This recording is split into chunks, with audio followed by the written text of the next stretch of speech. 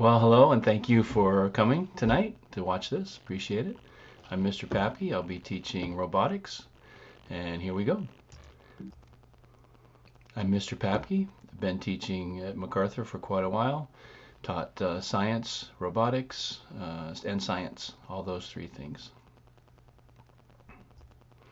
So, what are we going to be doing this year? Well, first of all, let me just show you. If we're in class, I have the coolest class on campus. Here's some couple pictures of it real quick. We have a robotics arena in the back we can use for my robotics class. 3D printers, we do a lot of 3D printing stuff. But this year, we're going to be doing a lot of Zooms. So a couple rules for Zooms: try to be on time. We do have office hours if the kids need to come and get help. I'm available from 1:05 to 2:25 every day except Wednesdays. And Wednesdays it's 12:55 to 1:20. It's a little shorter on Wednesdays. Anyway,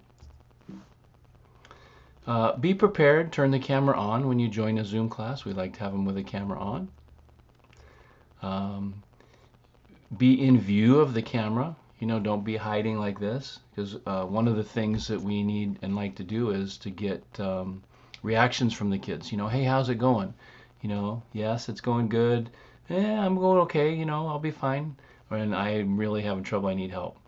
And nods, yes, and smiles and different things. So if they're hiding behind the camera like this and all you see is their face, or some kids like to just show the top of their head, that's really not conducive to good learning and good environment and everything for us. So be nice if they were in view and dressed, that kind of thing. We've told them to please mute themselves when they join a meeting. They can turn on their microphone when they talk and then turn it back off. A lot of times there's sound going on in the background, so it's nice to cut that out if we can. Participate. Be there. Be ready to go. Be positive. Be ready. Be set. All that kind of stuff. There's a chat room so they can ask questions. A lot of times kids will post a question there and another kid will answer it, which is super nice. I appreciate that. And I just remind them that chat is for class-based discussions, please. Okay. Speak up clearly. Look at the camera when you're trying to talk.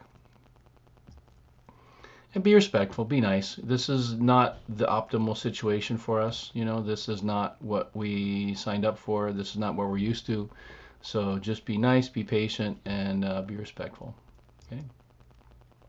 So your students will find everything they need on the blog. Here's an example of it. It tells what we're doing. It tells where to go. There's links, there's directions, there's everything on the blog. That's what I just said right there. There's links to everything right on the blog. Okay. How do you find the blog? Well, if you go to Google and type in Mr. Papke, guess what? This will come up. You'll see the blog, and then the kids just click on their period, and they'll find all the information they need. Okay. Easy to find. Sometimes we'll use Canvas and other things. If we do use those other things, the blog will link to those other things. So still go to the blog. It'll still have the directions. If it's a Canvas assignment, there might be some more directions there, but the basic information will always be on the blog. Okay. So what are we going to be doing this year? Well, the first semester is called Design and Modeling. So the design process is kind of how engineers work. They come up with an idea, they work on it, they follow this process. We'll be talking about this process a little bit at the beginning.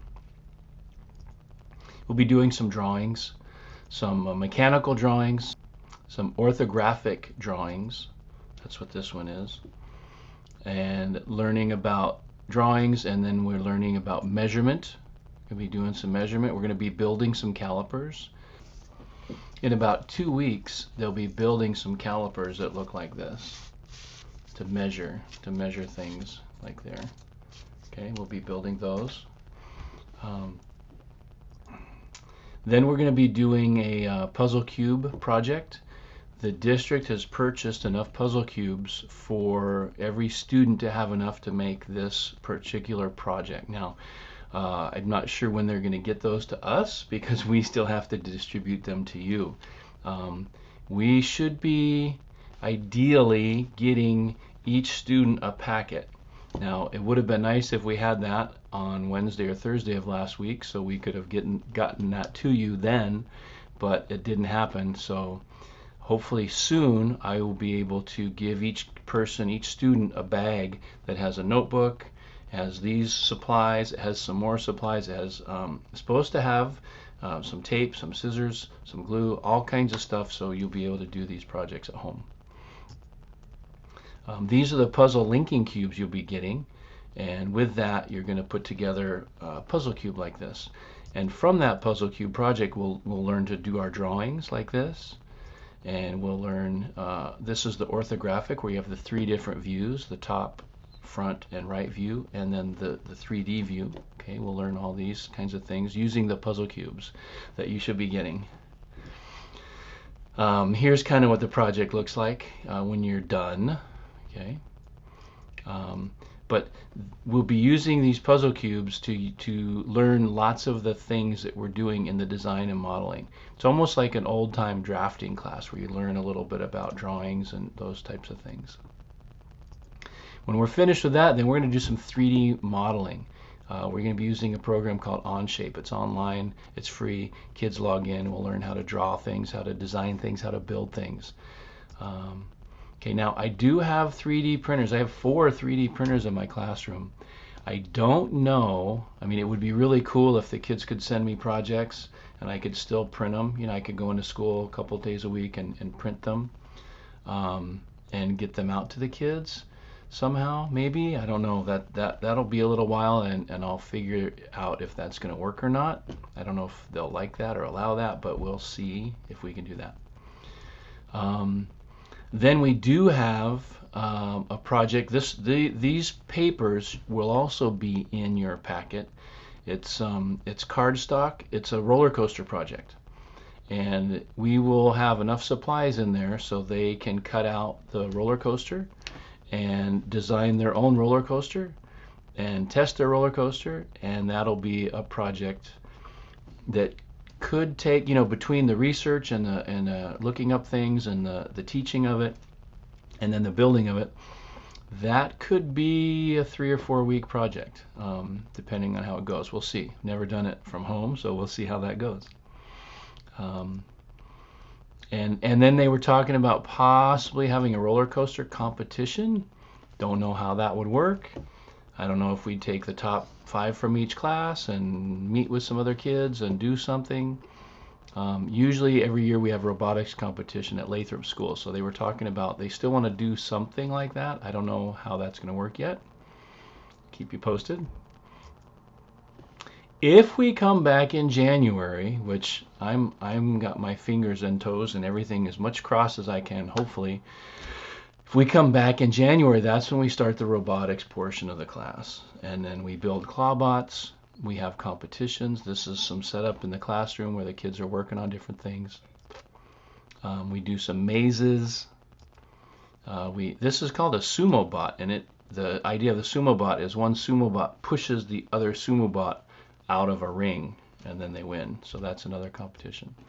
If we don't come back in January, Vex, who's the company that makes the robots, has a virtual reality program. So the kids will still learn to code. It's the same kind of coding. It's very similar. And they'll program their robots online to do things. So we'll still have some little competitions, but it'll be an online. I've used this program a little bit, and it's pretty good.